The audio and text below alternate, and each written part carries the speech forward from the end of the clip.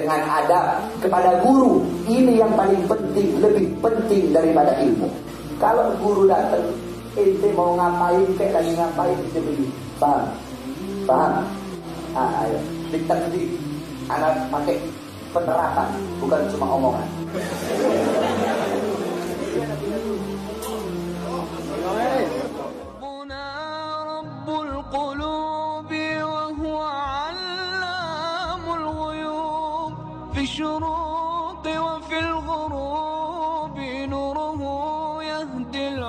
Ini tanya orang ulama-ulama kiai-kiai di sini semua.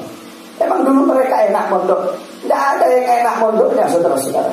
Semua itu mondok susah, capek. Kamu harus kuat. Kamu telan itu. Nggak ada cerita anak punya otak bebel. Kiai, saya punya otak bebel. Udah ngafalin Alfiyah, nggak ada yang bisa masuk. Ngafalin Zubat nggak masuk. Nggak ada kata-kata itu. Tidak ada manjada wajada. Itu tahu semua itu. Mansar ala darbi wasala. Tidak ada cerita ndak. Tidak ada cerita ndak. Laisal mar'u yuladu aliman. Tidak ada seseorang yang dilahirkan dalam keadaan alim. Bapak ente kiai, kakek ente kiai. Kenapa? Mereka taklim, mereka belajar. Ilmu didapatkan bukan dengan nasab, bukan dengan garis keturunan. Bapak ente kiai, kakek ente kiai, kakek moyang ente kiai. Karena mereka belajar. Kalau ente nggak belajar, ente nggak bisa jadi kiai. Begitupun habaib, bapaknya alim, kakeknya alim, kakek nenek kakek moyangnya alim. Dia yang nggak belajar, maka kedudukan dia tidak bisa disamakan dengan bapak dan kakeknya. Sebab ilmu didapatkan bukan dengan harta, bukan dengan garis keturunan, bukan dengan pangkat dan jabatan. Ilmu itu didapatkan dengan belajar, dan orang belajar harus susah, harus bermujahadah, atau harus bersungguh-sungguh untuk mendapatkan ilmu tersebut. Tetapi ingat sekali lagi, bukan hanya dengan ilmu saja, tetapi dengan akhlak, dengan adab kepada guru. Ini yang paling penting, lebih penting daripada ilmu. Kenapa? Al-adab, al-akhlaq qabla al-ilm. Adab, akhlak itu sebelum ilmu. Sampai-sampai kata Abu Ya Maliki Habib Muhammad bin Ali Al-Maliki apa? Aku lebih senang kepada santri yang sedikit ilmu tapi banyak akhlak, daripada santri yang banyak ilmu tapi tidak ada akhlak. Apa? Itu mau banggakan dia punya ilmu yang banyak. Itu mau banggakan dia punya ilmu. Lau kana fil ilm min dunil khuluq syarafun lakana asyrafu khalqillahi iblis. Kalau cuma modal ilmu, itu modal ilmu, nggak ada akhlak, nggak ada adab, bisa jadi mulia, maka makhluk yang paling mulia adalah iblis. Sepinter-pinternya ente, iblis lebih pintar dari ente. Tapi akhlak adab itu yang paling tinggi. Akhlak adab itu yang paling mulia. Lihat bagaimana akhlak adabnya ulama-ulama terdahulu kepada guru-gurunya.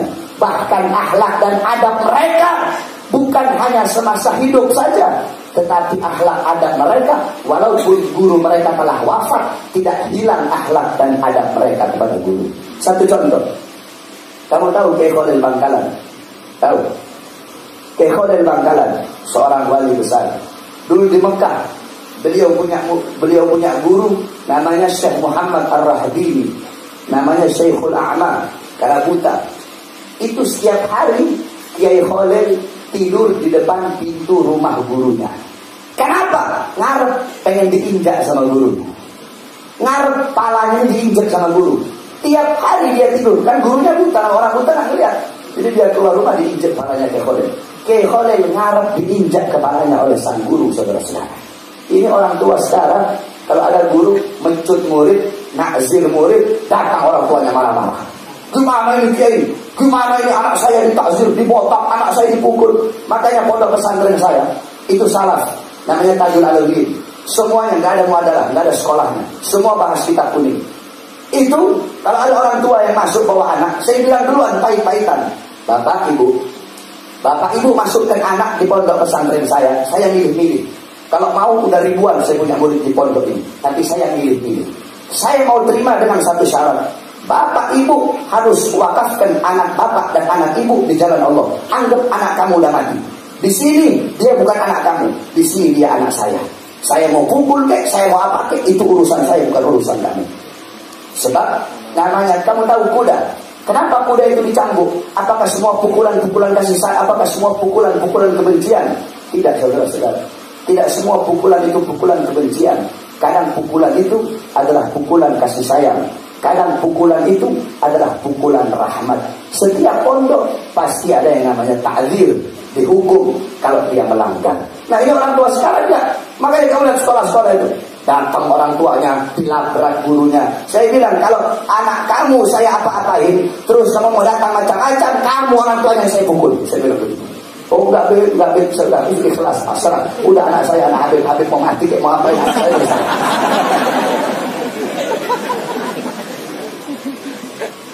Akhlak, adab kepada guru itu sangat penting. Al-Imam Taqiyuddin ketika beliau sedang mengendarai kendaraan, tiba-tiba ada seorang petani. Ini petani ngomong, sa'altul mas'alah ila Muhyiddin An-Nawawi. Aku pernah bertanya satu masalah kepada Imam Muhyiddin An-Nawawi. Imam Taqiyuddin beliau turun dari kudanya. Kemudian anaknya nanya, "Abah, kenapa kamu turun dari kuda?" "Aku tidak mau naik di atas kuda, sedangkan ini petani yang pernah melihat guruku, dia dalam keadaan berjalan. Aku tidak mau naik kuda, naik kendaraan, sedangkan orang yang pernah melihat guruku dalam keadaan berjalan." Syekh Khalil Bangkalan, saya cerita saudara. Syekh Khalil satu waktu beliau naik delman.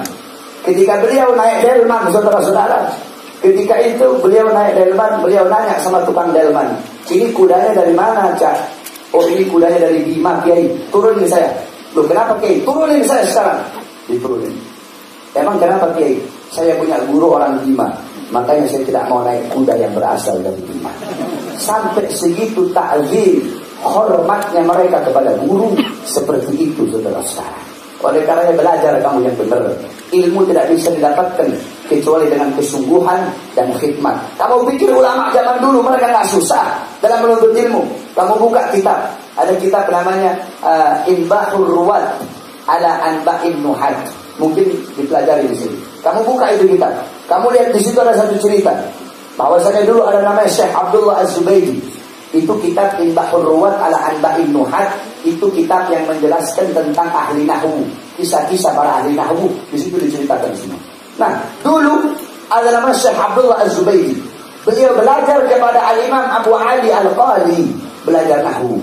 Itu beliau mau belajar, setiap hari dia tidur di kandang gurunya. Tiap hari tidur di kandang guru. Kenapa? Karena agar cepat bangun, agar cepat pengen berada di barisan paling depan di dalam menuntut ilmu kepada gurunya. Al-Imam Ibn Jandal Al-Qurtubi. Tahu? Bukan Abu Jandal Bollywood bukan. Ibn Jandal Al-Qurtubi. Al-Imam Ibn Jandal Al-Qurtubi, beliau belajar kepada Imam Abu Mujahid. Itu beliau kalau mau belajar masuk lorong. Masuk lorong, makin hari makin sempit. Keluar dari lorong, kulit-kulitnya sudah sobek semua, saudara-saudara. Kulit-kulitnya tertinggal di lorong. Saking semangatnya dalam menuntut ilmu. Syekh Abdul Qadir Jailani.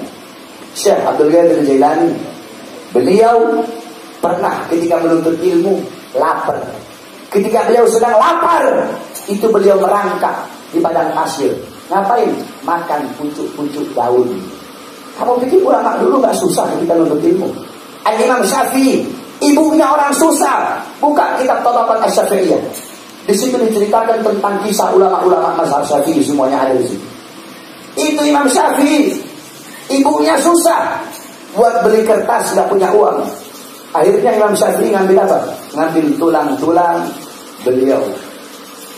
Ambil tulang depan Imam Malik. Imam Malik ngomong, beliau tulis. Nanti kalau tulangnya udah penuh, beliau taruh di botol. Sampai rumahnya penuh dengan botol-botol yang berisi tulang. Sampai tiap hari beliau tidurnya seperti ini. Karena terlalu banyak kitab-kitab tulisan-tulisannya dulu. Susah ulama-ulama dulu. Al-Imam Jarir Ibn Hashim selama 7 tahun. Kalau ini kitab Syiarul A'lam An-Nubala, Al-Imam Az-Zahabi, selama 7 tahun belajar di bawah cahaya bulan. Kenapa? Gak punya uang buat beli lentera, gak punya uang buat beli lilin. Jadi belajarnya selama 7 tahun di bawah cahaya bulan. Dalam keadaan seperti itu saja beliau-beliau masih semangat dalam menuntut ilmu. Ini sekarang udah enak, kendaraan ada, lampu ada, kamar ada, semua ada. Kenapa tidak ada ghirah dan himmah untuk menuntut ilmunya Allah Subhanahu wa taala? Oleh karenanya sekali lagi ana sampaikan kepada seluruh para santri-santri, ente pengen ilmu, bersungguh-sungguh dalam mendapatkannya. Tetapi ente ingin dapat keberkahan, maka dengan akhlak, adab, sopan santun, khidmat, layani betul-betul. Ente punya guru, layani betul-betul. Ente buka kitab Sayyidul Afkar. Dalam kitab Sayyidul Afkar ada sebuah syair yang dimana dijelaskan dalam syair tersebut, gum lil muallimi wafihi. Santri semua gitu. Ini nggak ada yang hafal itu. Gum lil muallimi wafihi tabjila, kadal muallimu an yakuna rasula. Gum, berdirilah, sambut kau punya guru, sambut kau punya guru, berdiri, sambut kamu punya guru, beri mereka penghormatan dengan penghormatan yang agung. Kenapa? Kadal muallimu an yakuna rasula, karena hampir-hampir seorang guru itu sama seperti Rasul. Hampir-hampir saja guru itu sama seperti seorang Rasul. Dalam kitab Sayyidul Afkar juga dijelaskan. Dulu ada ulama besar namanya Al-Imam Al-Iskandar. Beliau lebih mengutamakan guru daripada orang tuanya. Orang-orang nanya, ya Imam, kamu kenapa kok lebih mengutamakan guru daripada orang tua? Apa jawab beliau? Lianna abi sababul hayatil faniyati wa muallimi wa muaddibi wa syekhi sababul hayatil baqiyati. Kenapa aku lebih mementingkan guru daripada orang tua? Karena orang tua adalah sebab kehidupanku di dunia yang fana ini. Orang tua menjadi sebab aku ada di kehidupan yang tidak kekal, di kehidupan yang akan hancur. Sedangkan guruku, pendidikku, pengajarku, mereka yang menjadi sebab kehidupanku yang kekal, yaitu akhirat. Oleh karena yang dikatakan oleh Nabi, orang tua itu ada 3. Yang pertama yang melahirkanmu, yang kedua yang anaknya kau ambil sebagai istrimu. Siapa? Mertua. Yang ketiga adalah guru, dan yang ketiga ini yang paling utama. Oleh karenanya minta ridhonya guru, khidmat, berbakti sama guru, akhlak, adab sama guru itu sangat penting, saudara-saudara sekalian. Saya kasih tahu sama kamu. Mungkin kamu berpikir, kenapa ya Bahar ini kok kayak begini? Padahal dulu Bahar mondok jarang taklim. Saya santri paling nakal dulu di pondok. Kamu boleh tanya anak-anak ada luar, anak-anak akhirat. Kamu tanya, paling nakal, tukang berantem dari pondok. Makanya ke bawah-bawah sampai sekarang sudah berantem terus. Tetapi kenapa saya punya hati selalu berhubungan batin dengan saya punya guru? Mau saya dipukul, saya ridha. Mau diapapun sama guru, saya ridha. Saya ikhlas. Tidak ada sedikit pun rasa mendikte guru. Kenapa guru saya begini? Kenapa guru saya begini? Tidak ada. Saya mau diapapun sama guru, mau dibunuh, mau diapapun, saya ridha, saya ikhlas.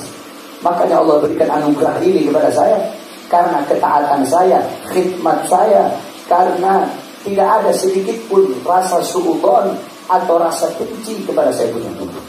Kalau sampai hati kamu berubah, hatimu berubah kepada guru, ada rasa gak senang, ada rasa benci dikit aja sama guru, walaupun kamu datang ke semua wali dari ujung barat sampai ujung timur, wali-wali itu tidak bisa membenarkan hatimu kecuali guru. Dosa kepada orang tua, uququl walidain, dosa kepada orang tua masih bisa diharapkan ampunan. Uququl ustaz, dosa kepada guru tidak bisa diharapkan ampunan walaupun kamu bertaubat kepada Allah Subhanahu wa taala. Makanya ulama zaman dulu kalau mau belajar itu mereka nggak doa, ya Allah kasih saya ini, tidak. Doanya apa? Ya Allah, tutuplah aib guru-guruku, tutuplah aib guruku agar aku tidak punya prasangka buruk kepada guru. Laukana murid gal, laukana ustadz fa'ala kada au taraka kada. Andaikan ada seorang murid berkata, mendikte guru, mendikte, coba guru saya begini, coba guru saya begitu, coba guru saya nggak begini, coba guru saya nggak begini. Murid seperti ini tidak akan pernah berhasil. Apa kata Sina Ali? Ana abdan man 'allamani harfan. Aku adalah hamba bagi orang yang mengajarkanku satu huruf. satu huruf. Mau dijual silahkan, mau dibunuh silahkan. Oleh karenanya taati kau punya guru. Khidmat, layani, berbakti, akhlak adab yang baik sama guru. Bagaimana akhlak adab yang baik? Panjang kalau mau dijelasin sampai subuh nggak bakal kelar. Intinya saja seperti ini. Saya kasih kamu wasiat. Santri-santri yang ada di sini, kalau guru datang berdiri, tidak bernama. Ingat, guru datang, kamu harus berdiri. Mana? Ini santri semua kan? Mana ini santri mana? Ini santri semua kan? Santri semua, pelabah, belum pelabah. Nah, kalau guru datang, ente mau ngapain kayak lagi ngapain ente berdiri. Paham? Paham? Ayo, ditakdir. Anak pakai penerapan, bukan cuma omongan. Ditakdir dengan penerapan. Ente tahu. Ente, paham? Ente 5 orang. Apa ini nak? Mundur. Ente berlima, apa aja terserah. Ente gum, berdiri. Jangan ente duduk di situ saja, duduk di bawah. Ini namanya takdir. Anda bukan cuma ucapan, tetapi dengan praktek langsung. Guru ente datang, maju. Ente berdiri. Nundukkan kepala ini, tangan itu, nah seperti itu. Setiap guru datang mau ente lagi dimanapun seperti itu. Paham itu? Alas, Idris dulu. Yang kedua, ingat. Yang kedua, sejauh mata itu sini ente.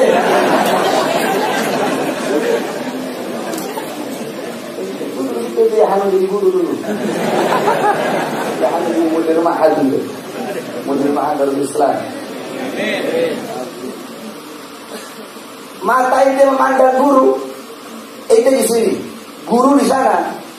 Tapi ente bisa lihat keadaan guru ente bisa lihat wujudnya guru. Ente bisa lihat guru ente di sana.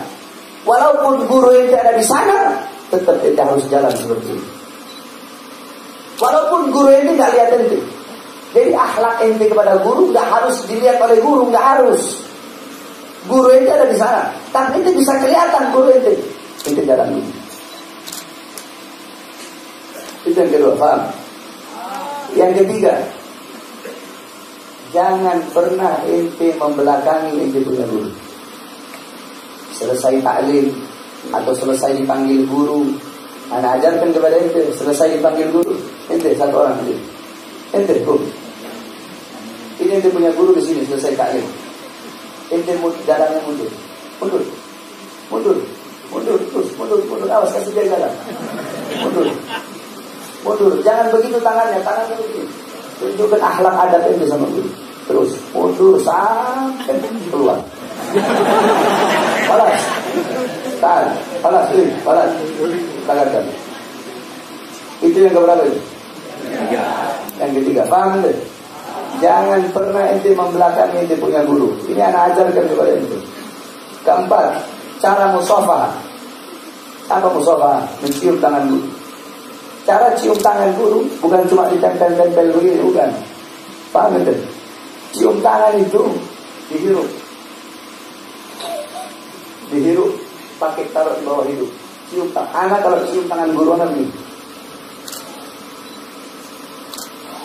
Anak buka peci anak pegang tangan guru, anak taruh di atas rambut anak. Habis itu anak cium dada guru anak. Begitu cara mencium tangan.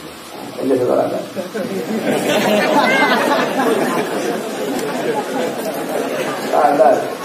Itulah naik. Nah, usah orang ngajar, anggapan lagi ngajar ini. Tahu, kenapa? Ente gum.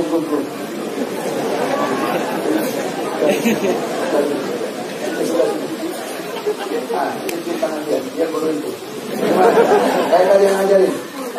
Sebelahnya lagi, putar sebelah, putar sebelahnya. Diam. Putar sebelah, pegang dua tangan. Balik. Yuk. Putar ke sini. Tidak, ini pegang sendiri.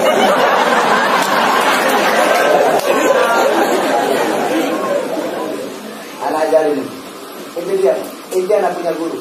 Ya, dia yang punya guru. Anak dia diam aja.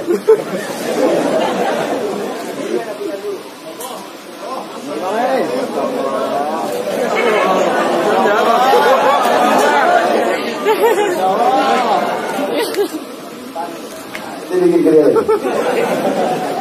Sudah paham kayak tadi? Ayo coba.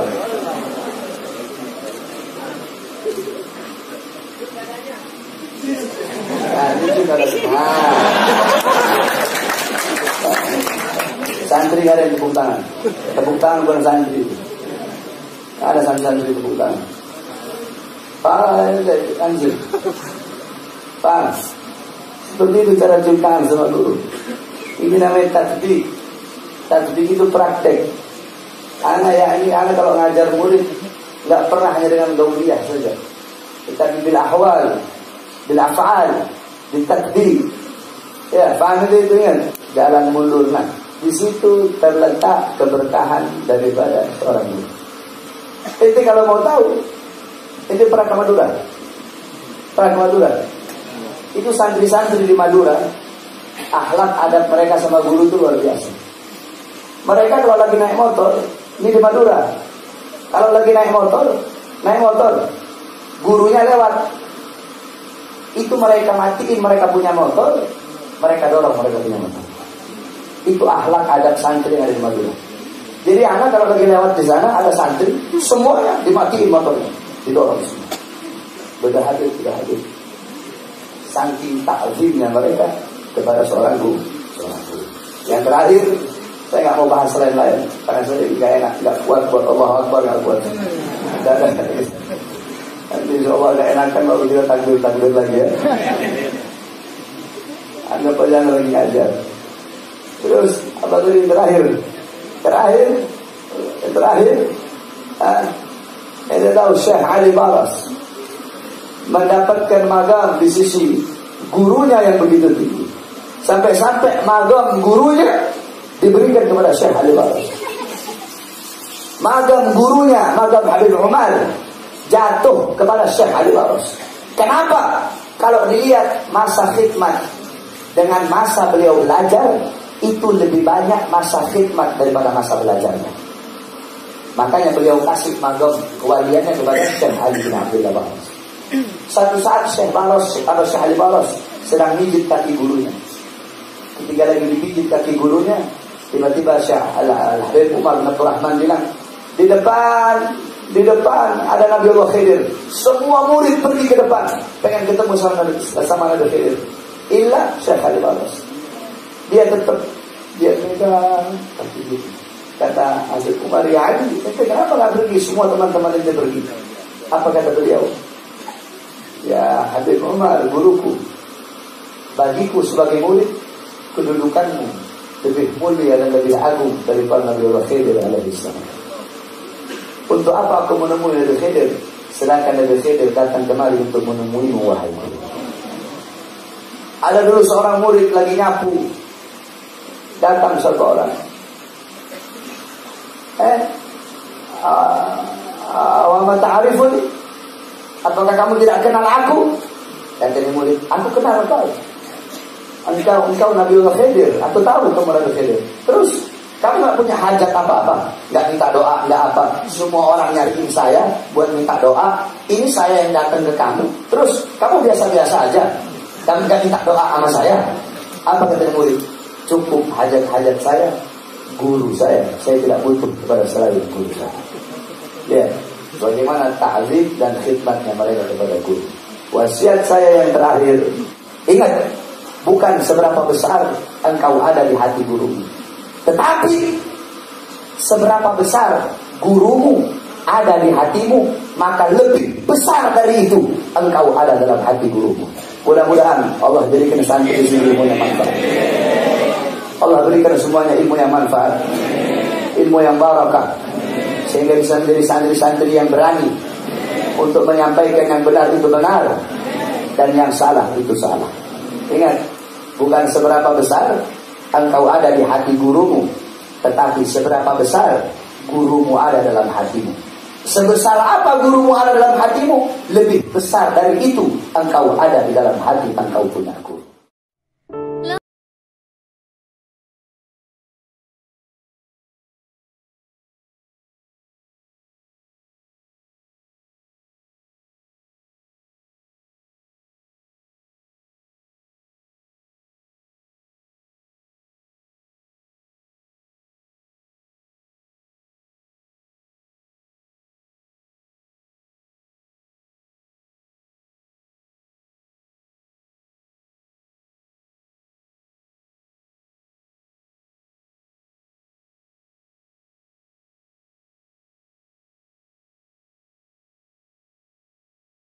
Ya